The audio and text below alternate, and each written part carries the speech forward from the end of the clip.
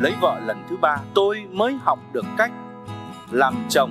2 cuộc hôn nhân tan vỡ để lại trong tôi không chỉ là vết sẹo về mặt pháp lý, mà là 2 lần đổ nát thực sự trong đời sống tình cảm. Tôi từng là kiểu đàn ông mà người ngoài nhìn vào tưởng rằng rất chuẩn mực. Tôi có công việc ổn định, thu nhập tốt, khéo ăn nói và chỉn chu trong giao tiếp. Nhưng chỉ có những người phụ nữ từng làm vợ tôi mới hiểu được sự thiếu hụt trong con người tôi.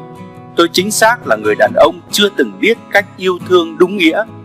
2 cuộc hôn nhân tan vỡ để lại trong tôi không chỉ là vết sẹo về mặt pháp lý, mà là 2 lần đổ nát thực sự trong đời sống tình cảm.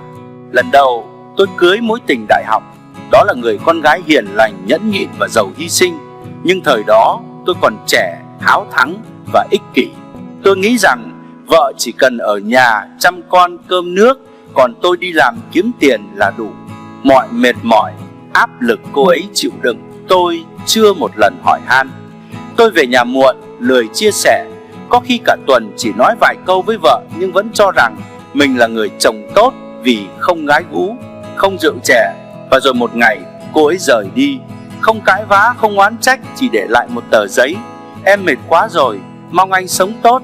Tôi chưa từng rơi nước mắt khi mất đi điều gì, nhưng lần đó tôi đã khóc. Không phải vì bị bỏ, mà vì tôi nhận ra tôi đã làm tổn thương một người từng thương tôi đến tận xương tủy. Lần thứ 2, tôi đến với một người phụ nữ mạnh mẽ và cá tính, một kiểu phụ nữ hiện đại mà tôi nghĩ sẽ hợp với người như mình.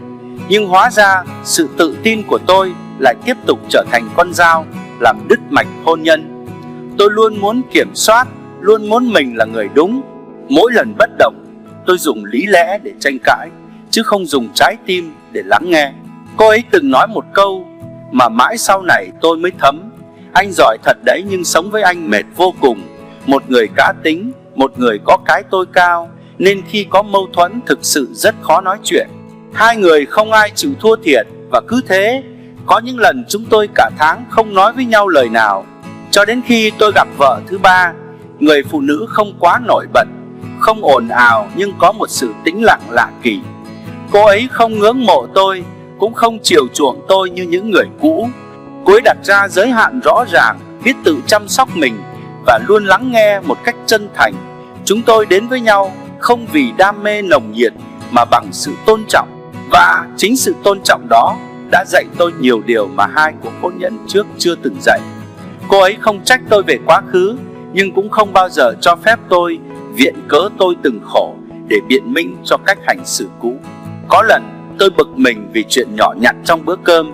Cô ấy chỉ nhẹ nhàng nói: anh từng mất 2 người phụ nữ, anh có muốn mất thêm người thứ 3 không? Câu nói đó như một gáo nước lạnh tạt vào thói quen vô tâm mà tôi từng mang theo suốt bao năm. Từ đó tôi bắt đầu học từ đầu cách làm một người chồng tử tế. Tôi học cách hỏi vợ hàng ngày đi làm có mệt không, học cách chủ động nắm tay cô ấy khi qua đường, học cách rửa bát không phải để giúp vợ, mà vì tôi là một nửa của gia đình. Tôi từng nghĩ yêu là thứ đến tự nhiên, nhưng giờ tôi mới hiểu yêu là hành trình học hỏi không ngừng. Tôi từng nghĩ làm chồng là vai diễn mình mặc định sẽ giỏi, nhưng thật ra tôi từng diễn quá tệ. Giờ đây, mỗi buổi tối trở về nhà, tôi không còn thấy sự yên lặng như hồi xưa.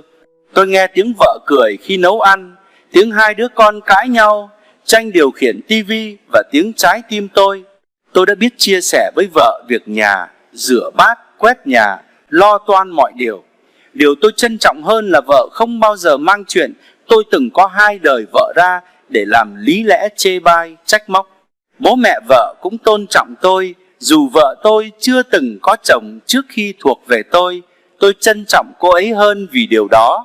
Lần này tôi không dám hứa sẽ là người chồng tuyệt vời nhất, nhưng tôi chắc chắn mình đang là phiên bản tử tế nhất của chính mình, nhờ người phụ nữ thứ 3 đã đến.